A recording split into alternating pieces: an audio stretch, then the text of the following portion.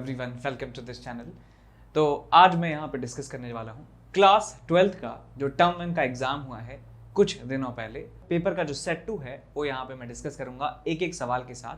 और इस paper discuss करने से पहले एक चीज़ मैं आपको बताना चाहता हूँ कि जो क्वेश्चन नंबर 40 का आंसर था सेट 2 का जो पेपर है उसकी आंसर की जो हमने बताई थी उसमें क्वेश्चन नंबर 40 का आंसर डी बताया था, जो एक्चुअल में ऑप्शन सी इसका करेक्ट है। तो आप छोटा सा करेक्शन यहाँ पे कर लीजिए। सॉल्यूशन के समय मैं बताऊंगा कि क्यों इसका आंसर सी आता है। तो चलिए स्टार्ट करते हैं सबसे पहले क्वेश्चन से। सबसे पहला क्वेश्चन हमारे पास है कुछ इस तरीके से, A negatively charged object X is repelled by another charged object Y. However, an object Z is attracted to object Y. Which of the following is the most possibility of for the object Z? तो object Z जो है उसका sign क्या हो सकता है ये हमें बताना है। तो सबसे पहले बात की गई है यहाँ पे ऑब्जेक्ट नंबर X की, और वो बताया है कि वो नेगेटिवली चार्ज है, नेगेटिवली चार्ज है, नेगेटिवली चार्ज है। And this object X is repelled by another charged object Y. अब एक दूसरा ऑब्जेक्ट है Y जो चार्ज है, या तो पॉजिटिवली चार्ज होगा या नेगेटिवली चार्ज होगा, और कहा जाता है कि इसको ये रिपेल करता है। तो इसका मतलब डेफिनेटली इसके ऊपर भी एक नेगेटिवली चार्ज, नेगेटिव चार्ज जो है होना चाहिए। अब बताया गया है कि हमारे पास एक ऑब्जेक्ट है जिसका नाम है Z, और Z जो है वो अट्रैक्ट होता है ऑब्जेक्ट Y से। अब Z के ऊपर चार्ज की बात करें तो ये इसको अट्रैक्ट करता है, इसका मतलब ये पॉजिटिवली चार्ज हो सकता है। और दूसरी पॉसिबिलिटी क्या है, दूसरी पॉसिबिलिटी क्या है, यदि Z एक कंडक्टिंग टाइप का मटेरियल है, यदि Z एक कंडक्टिंग टाइप का मटेरियल है और ये एक न्यूट्रल है, ये कैसा है, न्यूट्रल है, तो होगा क्या बेटा, जब हम कंडक्टिंग ऑब्जेक्ट्स की बात करते हैं और वो यदि न्यूट्रल भी हैं तो उनको किसी चार्ज की विसिनिटी में रखने पर जो पॉजिटिव चार्ज होता है उसको अट्रैक्ट कर लेते हैं, नेगेटिव चार्ज को रिपेल कर देते हैं। तो ऐसा एक पोलराइजेशन जो है यहाँ पर हमें देखने को मिल जाता है। पॉजिटिव चार्ज जो है इसके समीप, इसके पास में इकट्ठा हो जाता है, और इसके अंदर जो नेगेटिव चार्ज है उसको ये रिपेल करता है, उसको ये रिपेल करता है। तो इस तरह से पोलराइजेशन इस ऑब्जेक्ट के अंदर हो सकता है यदि ये कंडक्टिंग नेचर का है। तो आप देख सकते हैं क्लियरली कि ये जो आपके पास नेगेटिव चार्ज है और ये पॉजिटिव चार्ज है, इनके बीच का डिस्टेंस है, तो एक थोड़ा सा माइनर सा अट्रैक्शन इनके बीच में हो सकता है, एक अट्रैक्शन इनके बीच में पॉसिबल है यदि ये न्यूट्रल भी है। तो Z के साइन के बारे में आपसे पूछा गया है क्या हो सकता है, तो हम कहेंगे यहाँ पे कि ये न्यूट्रल हो सकता है और पॉजिटिवली चार्ज हो सकता है। तो ऑप्शन नंबर सी जो है उसे आप टिक कर सकते हैं। तो यहाँ पे पहले का आंसर जो है सी हमें मिल जाता है, पहले वाले क्वेश्चन का आंसर मिल जाता है सी। साथ के साथ चेक करते चलेंगे, कोई दिक्कत तो नहीं है। Hello my dear students, I am Neeraj Kumar Chaudhary और फिजिक्स टीचर। बच्चों, एक बहुत ही इंपॉर्टेंट इन्फॉर्मेशन देनी है मुझे। अनअकैडमी पे एक बहुत ही बेहतरीन कंपटीशन इस वक्त चला हुआ है, अनअकैडमी सुपर 20, ठीक है ना। ये एक इस टाइप का प्रोग्राम है कि इसमें आपको टेस्ट देने हैं, ठीक है ना। और ये टेस्ट की डेट है, 30 क्वेश्चंस होंगे, 60 मिनट्स का होगा, 7 बजे होगा। प्रैक्टिस टेस्ट दिसंबर 7 को, फिजिक्स दिसंबर 10 को, केमिस्ट्री दिसंबर 11 को, मैथ्स दिसंबर 12 को। अगर इन टेस्ट में आपकी रैंक टॉप 500 में आती है, ठीक है ना, तो आपके पूरे चांस बनते हैं कि आपको 2 दिन की इन पर्सन मीटिंग के लिए बूट कैंप में बुलवाया जाएगा, जिसका पूरा खर्चा अनअकैडमी उठाएगी, ठीक है ना। पूरा एक्सपेंस अनअकैडमी बेयर करेगी, ठीक है ना, अगर आप टॉप 500 रैंकर्स में आते हो। अब इस बूट कैंप में क्या होगा, आपको ऑल इंडिया रैंक 1 और बहुत सारे टॉपर जो हैं उनसे मिलने का मौका मिलेगा, और जो टॉप स्टूडेंट्स को पढ़ाने वाले टॉप एजुकेटर्स हैं उनसे इन पर्सन मिलने का मौका मिलेगा। आप अपनी क्वेरीज, अपनी प्लानिंग सब कुछ वहां पे डिस्कस कर सकते हो, ठीक है बच्चों। और ऐसा ही नहीं है कि आपको बस इतना ही मिलेगा, यहां पे अगर आप इसमें बहुत अच्छी रैंक सिक्योर करते हो तो आपको बहुत सारे प्राइजेस जीतने का भी मौका मिलेगा। जैसे आप यहां पे देख सकते हो, अगर आपकी रैंक 1 से 20 आती है तो आपको सब्सक्रिप्शन 100% फ्री है। ये 21 to 40 आती है तो 25% फ्री है, और फिर ये 15% फ्री है, ठीक है ना। और भी बहुत सारे यहां पे अवार्ड्स हैं, ठीक है बच्चों। तो इसमें जल्दी से जल्दी एनरोल कर लीजिए और कोड डालना मत भूलिएगा, NKC सर लाइव, ठीक है बच्चों, और आपको यहाँ पे मैकबुक भी मिल सकता है, आईपैड भी होगा, एयरपोर्ट्स भी हैं और बहुत सारे अवार्ड्स हैं। ठीक है, तो बच्चों ये बहुत ही बेहतरीन मौका है आपके पास। नवंबर 30 से लेकर दिसंबर 12 के बीच में ये टेस्ट फिनिश हो जाएंगे, ठीक है ना। और फिर एक पूल के जरिए आपको लकी ड्रॉ के हिसाब से मिलेगा कि टॉप 500 स्टूडेंट्स में से टॉप 20, मतलब जो लकी ड्रॉ में आएंगे बच्चे 20, उनको वहां पे बूट कैंप अटेंड करने का मौका मिलेगा। ओके, अब बच्चों कुछ और ऑफर्स हैं। अगर आप 6 मंथ की प्लान लेते हो तो आपको 1 मंथ फ्री मिलेगा, और आप अगर 18 मंथ्स के लिए सब्सक्रिप्शन लेते हो तो आपको 2 मंथ का फ्री मिलेगा। ठीक है बच्चों, तो चलिए एज सुन एज पॉसिबल इसमें एनरोल कर लीजिए। ठीक है, थैंक यू। इसके बाद क्वेश्चन नंबर 2 की तरफ चलते हैं। In an experiment 3 microscopic latex sphere are spread into a chamber and became charged with the charges +3e, +5e and -3e respectively. तो 3 ऑब्जेक्ट्स के ऊपर टोटल चार्ज बताए हुए हैं। All of 3 spheres came in contact simultaneously for a moment and got separated. Which one of the following are possible values of the final charges on the sphere? तो final charge उनके ऊपर कितने हो सकते हैं? पहले चार्जेस ये थे 3, 5 एंड -3e, तो फाइनल चार्जेस कितने होंगे? तो एक हमारे पास law of conservation of charge होता है जो हम हर समय लगा सकते हैं किसी भी एक आइसोलेटेड सिस्टम के लिए। यदि हमारा सिस्टम जो है उसके ऊपर बाहर से कोई भी चार्ज का ट्रांसफर नहीं हो रहा है, तो मैं उस सिस्टम के लिए कह सकता हूं कि इसका चार्ज हमेशा कांस्टेंट रहेगा। आपस में जो है वो चेंज कर सकते हैं लेकिन बाहर चार्ज नहीं जाएगा। इसका एग्जाम्पल आप ऐसे समझ लीजिए कि मान लीजिए कि आपके पास एक डब्बा है, आपका टिफिन बॉक्स है, लंच बॉक्स है, और उसमें आपने एक 50,000 रुपए की एक गड्डी, 50,000 की गड्डी समझते हैं, वो आपने वहां पर रख ली। आपने उस लंच बॉक्स को बंद कर दिया और एक तिजोरी में छुपा कर रख दिया और उसकी चाबी जो है वो निगल ली। अब उस तिजोरी के अंदर जो लंच बॉक्स है उसके अंदर पैसे को किसी ने भी छेड़ा नहीं है, तो हम कह सकते हैं क्लियरली कि जो उसके अंदर जो पैसा है उसका वैल्यू सेम रहेगा, उसका वैल्यू चेंज नहीं होगा, बिकॉज वो एक आइसोलेटेड सिस्टम की तरह बिहेव कर रहा है, बिकॉज बाहर की दुनिया से उसका कोई भी पैसे का एक्सचेंज नहीं किया गया है। तो बिल्कुल वैसे ही यहाँ पे जो चैम्बर में जो चार्जेस रखे हुए हैं उन चार्जेस का जो टोटल वैल्यू है वो टोटल वैल्यू को कोई चेंज नहीं कर रहा है, सब आपस में ही कुछ कुछ हो रहा है। तो मैं कह सकता हूं कि चार्ज जो है कंजर्व रहने वाला है। तो ये पहला हमारे पास एक कॉन्सेप्ट हमें दिमाग में आया। तो एक बार पहचानने की कोशिश करते हैं कि इन चारों ऑप्शंस में से किस किस में चार्ज कंजर्वेशन देखने को मिल रहा है। तो पहले आप चार्ज देखिए, टोटल चार्ज कितना है, summation of total charge initially यदि आप देखें तो आपको मिलेगा +3e and +5e and -3e। तो -3 से +3 चला गया, आंसर आ गया आपके पास +5e।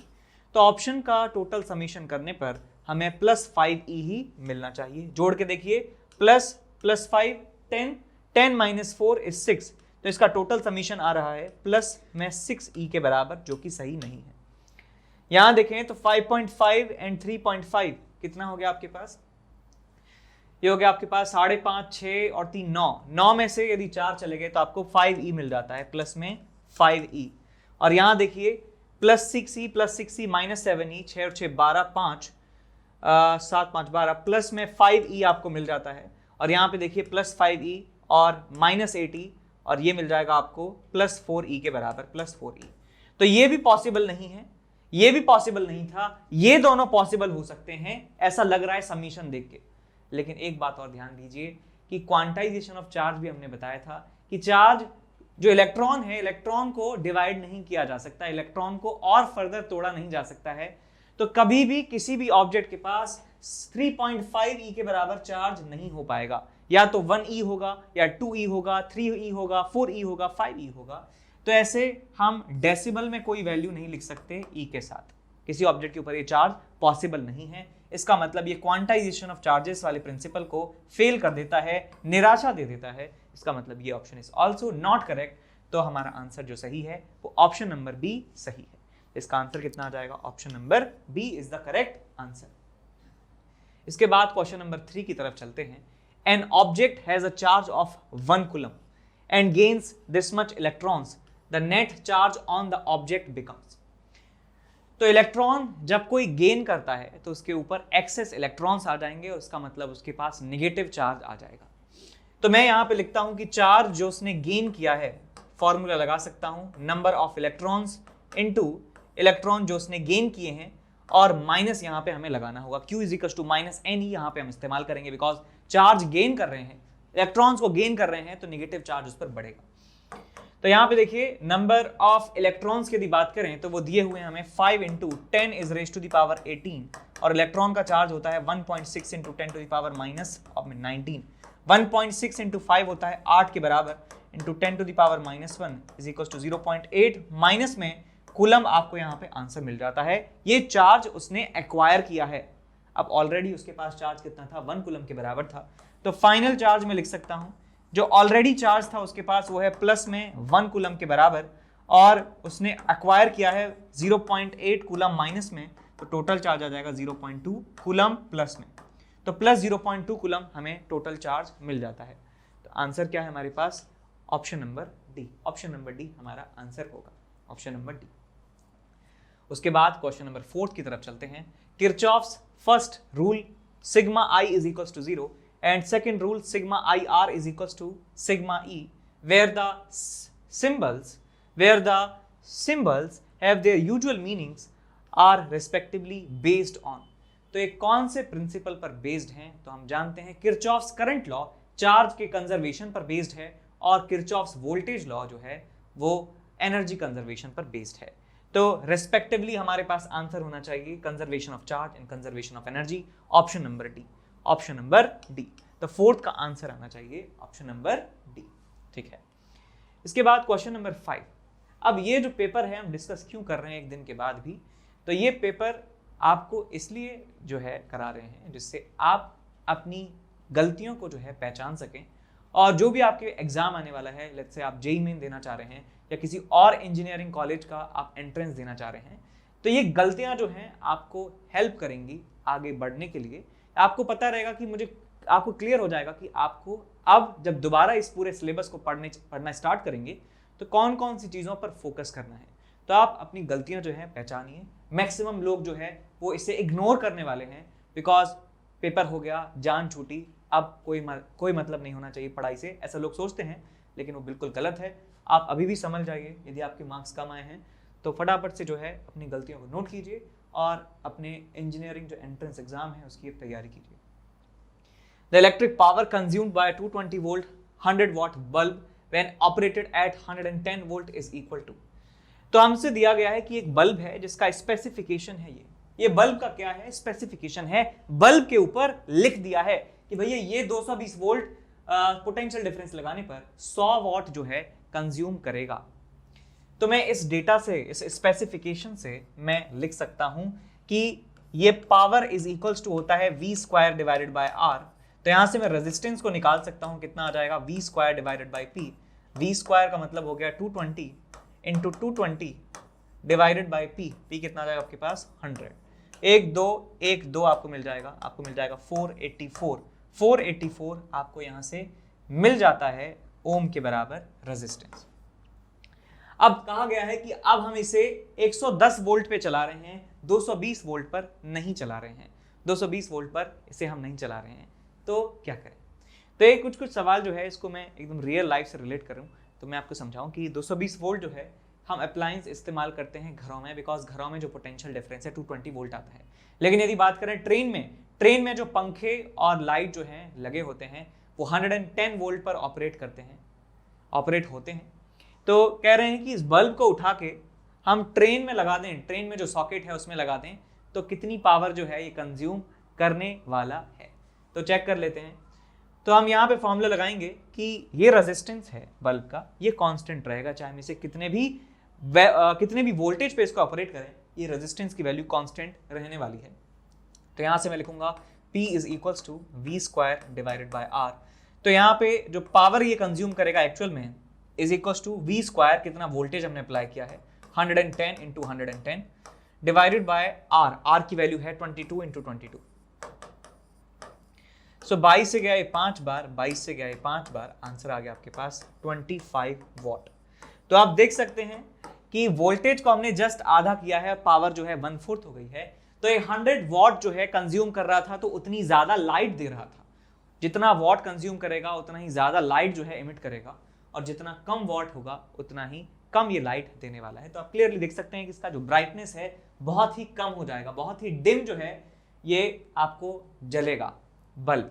तो आंसर आ जाएगा हमारे पास 25 वॉट। क्वेश्चन नंबर 5 का आंसर है ए, क्वेश्चन नंबर 5 का आंसर है ए, ठीक। इसके बाद क्वेश्चन नंबर 6 की बात करते हैं। Which of the following has a negative temperature coefficient of resistivity. देखिए टेम्परेचर कोएफिशिएंट क्या होता है रेजिस्टिविटी का। रेजिस्टिविटी का टेम्परेचर के साथ वेरिएशन का फॉर्मूला जब हम देखते हैं तो आता है ρT is equal to rho not 1 plus alpha into delta T. तो यहां पे हमें नॉर्मली देखने को मिलता है कि टेम्परेचर बढ़ाने पर, डेल्टा टी की वैल्यू पॉजिटिव होने पर जो रेजिस्टिविटी है वो बढ़ जाती है और रेजिस्टेंस बढ़ जाता है नॉर्मल मेटल्स की यदि बात करें तो अल्फा नेगेटिव होने का मतलब ये हुआ कि डेल्टा टी बढ़ाने पर, टेम्परेचर को बढ़ाने पर ये वाली जो क्वांटिटी है डिक्रीज होने वाली है, इसका मतलब रेजिस्टिविटी डिक्रीज होगी। तो टेम्परेचर बढ़ाने पर रेजिस्टेंस डिक्रीज होने वाला जो मटेरियल है उसके लिए अल्फा की जो वैल्यू है वो नेगेटिव होती है।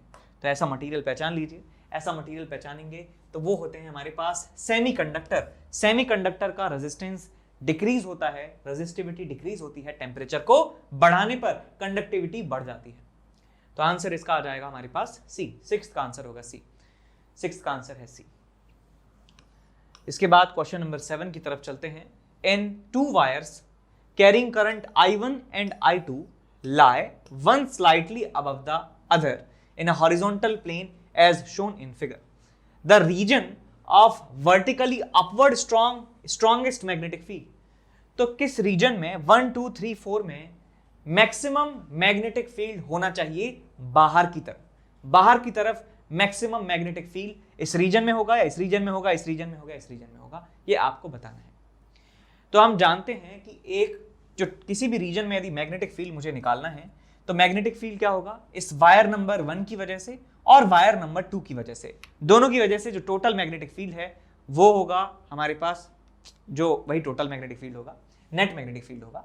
तो वही मुझे चारों में देखना है कि किस में मैक्सिमम मैग्नेटिक फील्ड मिल रहा है बाहर की तरफ।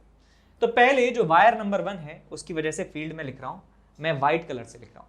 व्हाइट कलर से मैग्नेटिक फील्ड में दिखाऊंगा इस वायर नंबर 1 की वजह से जिसमें करंट जा रहा है ऐसे लेफ्ट से राइट।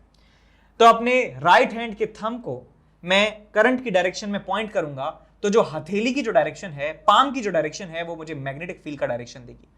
तो फर्स्ट रीजन में बात करें तो मैग्नेटिक फील्ड होगा बाहर की तरफ, सेकंड वाले रीजन में भी मैग्नेटिक फील्ड होगा बाहर की तरफ। अब यदि बात करें इस तरह से यदि बात करें रीजन थर्ड और फोर्थ में वायर नंबर 1 की वजह से जो मैग्नेटिक फील्ड होगा वो होगा अंदर की तरफ, अंदर की तरफ होगा मैग्नेटिक फील्ड। अब बात करते हैं वायर नंबर 2 की वजह से। वायर नंबर 2 की वजह से यदि बात करें, वायर नंबर 2 की वजह से रीजन नंबर 2 और 3 में मैग्नेटिक फील्ड रहने वाला है बाहर की तरफ, बाहर की तरफ। और रीजन नंबर जो हमारे पास 1st और 4th है उसमें मैग्नेटिक फील्ड रहने वाला है अंदर की तरफ, अंदर की तरफ।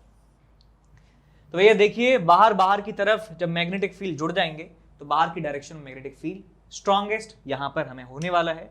यहां पे एक दूसरे को एक कैंसिल आउट कर रहे होंगे, यहां पे एक दूसरे को कैंसिल आउट कर रहे हैं और यहां ये डाउनवर्ड डायरेक्शन में जुड़ रहे हैं। तो ये भी गलत है, ये भी गलत है, ये भी गलत है। सबसे स्ट्रॉन्गेस्ट हमारे पास होगा रीजन 2 में मैग्नेटिक फील्ड।